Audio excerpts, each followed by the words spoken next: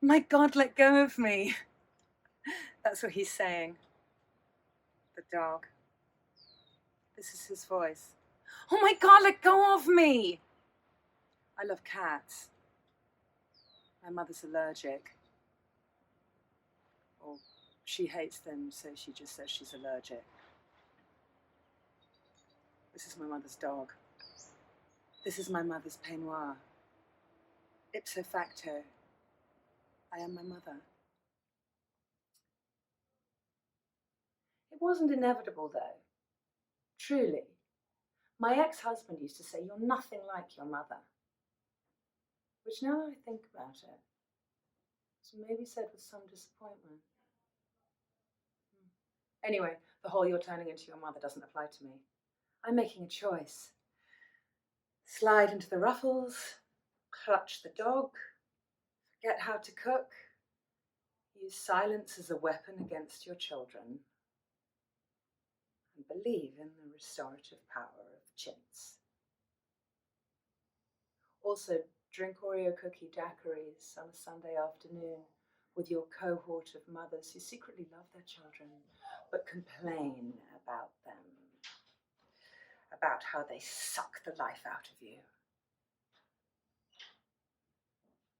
It's a solid tradition, though.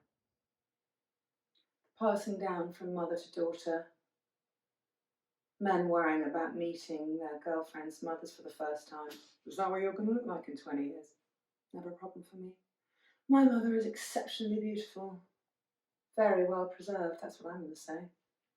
Peach and formaldehyde. She might not like that comparison. And again, she might not hate it. But it's the punchline to every insult, isn't it? Oh my God, you're turning into your mother! When you hear yourself yelling at your children. Shit! I sound like my mother!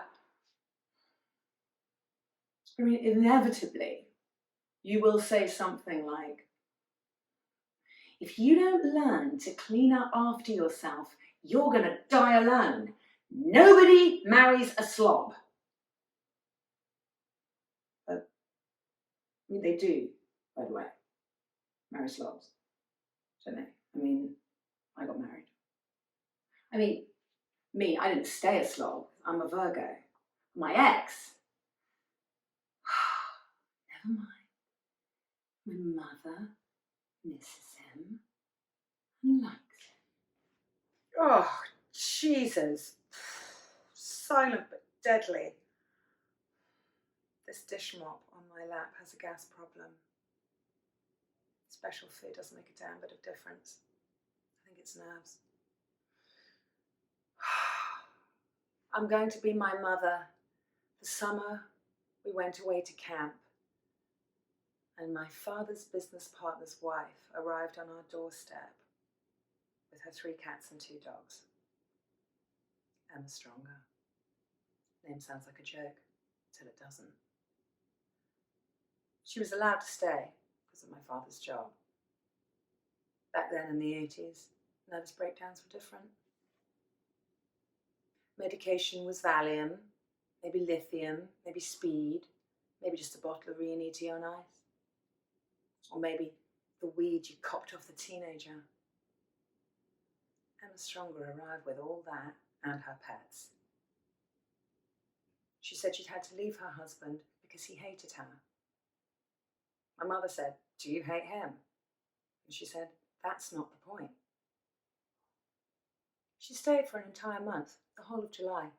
She was there through my mother's annual 4th of July roast and entire pig barbecue. And she was allowed to mix the cocktails. It's a sacred job. On the day that my mother drove up to pick us up from camp, Emma Stronger left without a word or a forwarding address. She left all her pets. She let out my brother's 2 newts and pet snake to roam free around the house. We came home to a house full of cat and dog shit. It took a couple of weeks to find the newts. They dried out, need water to survive. Desiccated newts in my brother's dress shoes. The snake was easier to find though. The cats, they had it going back and forth, chomping on its head.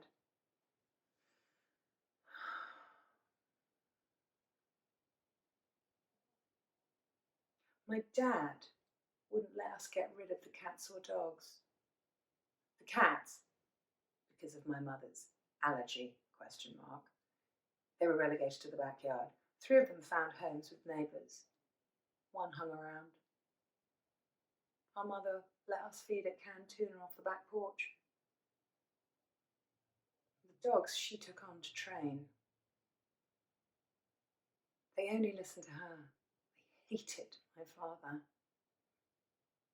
Years later, she admitted she trained them to chew on his Cole Haan driving shoes. She also trained them to howl whenever he played his Beach Boy records. I think about how my mother did all that dog training, alone at home with me and my brother at school and my father working all hours.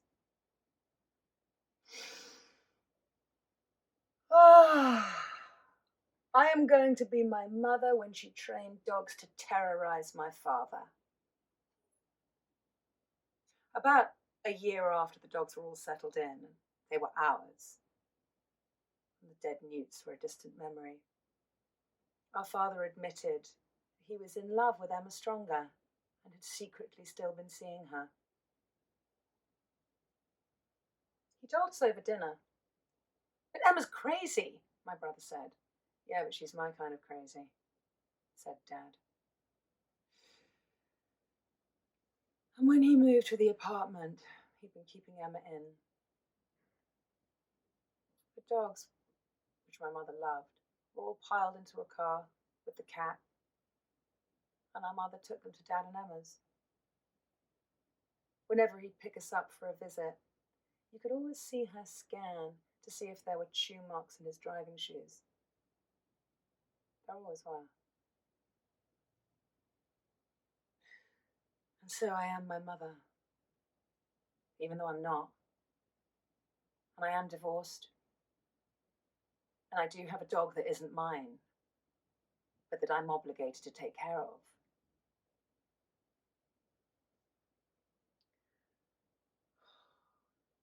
She left him here a few months ago. I mean, look at him.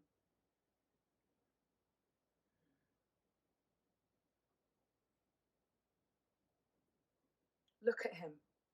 My mother wants me to leave him alone. Did I just call the dog my mother? A Freudian slip is when you say something but you mean your mother.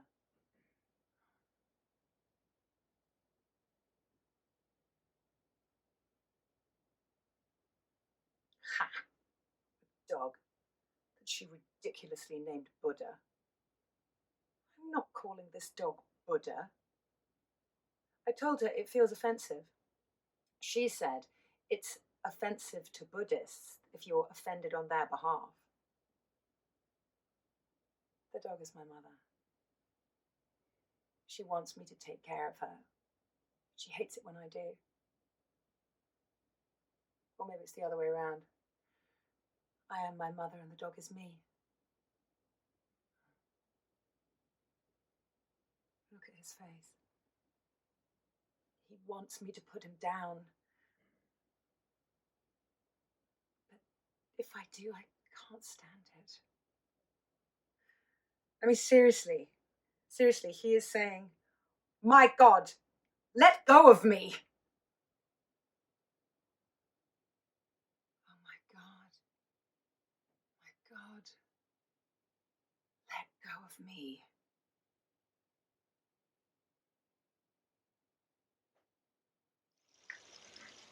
Very well, Mama's gone goodbye. Don't need to cry, no need to sigh. 4 years you've done me round. Now's the time to let me know what's on my mind. I'm gonna wait. Don't ask wants me to stay.